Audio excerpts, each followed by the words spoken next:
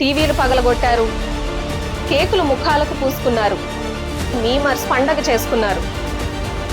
ఒకప్పుడు ప్రపంచం గర్వపడే ఎందరో ఛాంపియన్లను అందించిన పాకిస్తాన్ క్రికెట్ ఇప్పుడు రాజకీయాల వల్ల, అసమర్థ నాయకుల వల్ల ఈ దుస్థితికి చేరింది. వాళ్ళ రాజకీయ నాయకులు సృష్టించిన ఉచ్చులో ఆటగాళ్లు బలైపోతున్నారు.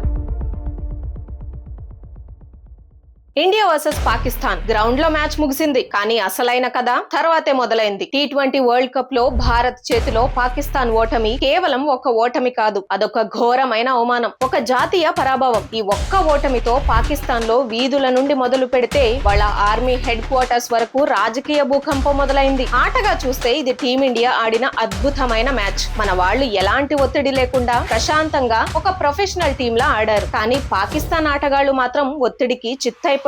వాళ్ళ బ్యాటింగ్ ఒక డిజాస్టర్ అని మాజీ కెప్టెన్ రమీజ్ రాజా అన్నారు. 176 పరుగుల లక్ష్యం ఛేదనలో 114 పరుగులకే ఆల్అౌట్ అయి చేతులెత్తేశారు. కానీ ఈ ఓటమికి కారణం కేవలం ఆటగాళ్ల ప్రదర్శన మాత్రమే కాదు, దీని వెనుక పెద్ద రాజకీయ డ్రామా ఉంది. ఈ మ్యాచ్ కు ముందు పాకిస్తాన్ క్రికెట్ బోర్డ్ PCB ఒక పెద్ద డ్రామా ఆడింది. మేం ఇండియాలో ఆడబో, మ్యాచ్ ను బాయ్కాట్ చేస్తాం అని బెదిరించింది. ఈ డ్రామాకు సూత్రధారి ఎవరో తెలుసా? PCB చైర్మన్ మరియు పాకిస్తాన్ హోం మంత్రి అయిన మోసిన్ నఖ్వీ. ఆయన తన రాజకీయాల కోసం ఆటగాళ్లను ఒక అగ్ని పరీక్షలోకి నెట్టాడు. వాళ్లలో లేనిపోని ఒత్తిడిని నింపాడు. కానీ అసలు కామెడీ ఇక్కడే ఉంది. మ్యాచ్ మొదలయ్యాక పాకిస్తాన్ బ్యాటింగ్ కుప్పకూలుతుండగా 5 వికెట్లు పడగానే ఇంత డ్రామా చేసిన ఆ PCB చైర్మన్ సిగ్గుతో స్టేడియం నుంచి మధ్యలోనే పారిపోయాడు. ఒక నాయకుడిగా జట్టుకు ధైర్యం చెప్పాల్సింది పోయి తానే తోకముడిచి పారిపోవడం చూసి ప్రపంచమంతా నవ్వింది. ఇక పాకిస్తాన్ ఫ్యాన్స్ పరిస్థితి అయితే చెప్పనక్కర్లేదు. టీవీలు పగలగొట్టారు, కేకులు ముఖాలకు పూసుకున్నారు. మ్యాచ్ రిజల్ట్ రాగానే మీమర్స్ మాత్రం పండగ చేసుకున్నారు.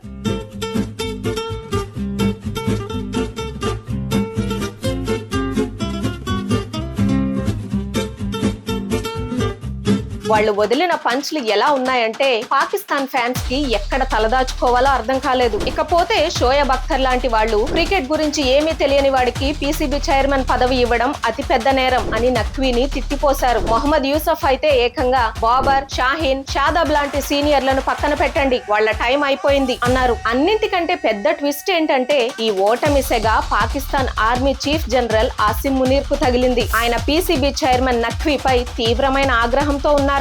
ఎందుకంటే ఓటమి తర్వాత ప్రెస్ మీట్ లో నఖ్వీ అనవసరంగా ఆర్మీ చీఫ్ పేరును ప్రస్తావించాడు. కేవలం క్రికెట్ కు సంబంధించిన విషయంలోకి ఆర్మీని లాగడం జనరల్ మునీర్ కు అస్సలు నచ్చలేదు. దీంతో ప్రధాని షెహబాజ్ షరీఫ్ కు ఒక స్ట్రాంగ్ మెసేజ్ పంపించారట. ఆ నఖ్వీని వెంటనే ఆ పదవి నుంచి పీకేయండి అని. ఇప్పుడు ఆర్మీ చీఫ్ ను శాంతపరచడానికి నఖ్వీని తొలగించడం ఖాయమని వార్తలు వస్తున్నాయి. చూసారా, ఒక క్రికెట్ ఓటమి ఒక దేశ రాజకీయాలను, మిలిటరీని ఎలా కదిలించిందో. ఒకప్పుడు ప్రపంచం గర్వపడే ఎందరో ఛాంపియన్లను అందించిన పాకిస్తాన్ క్రికెట్ ఇప్పుడు రాజకీయాల వల్ల, అసమర్థ నాయకుల వల్ల ఈ దుస్థితికి చేరింది. వాళ్ళ రాజకీయ నాయకులు సృష్టించిన ఉచ్చులో ఆటగాళ్లు బలైపోతున్నారు. ఇక ఇండియా పాకిస్తాన్ మధ్య అసలు పోటీ అనేదే మిగిలి ఉందా, లేక ఇదంతా కేవలం రాజకీయమా? ఈ మొత్తం ఎపిసోడ్ పై మీ అభిప్రాయం ఏంటో కింద కామెంట్స్ లో చెప్పండి. ఈ పూర్తి కథ అందరికీ తెలియాలంటే వీడియోను లైక్ చేసి షేర్ చేయండి. జై హింద్.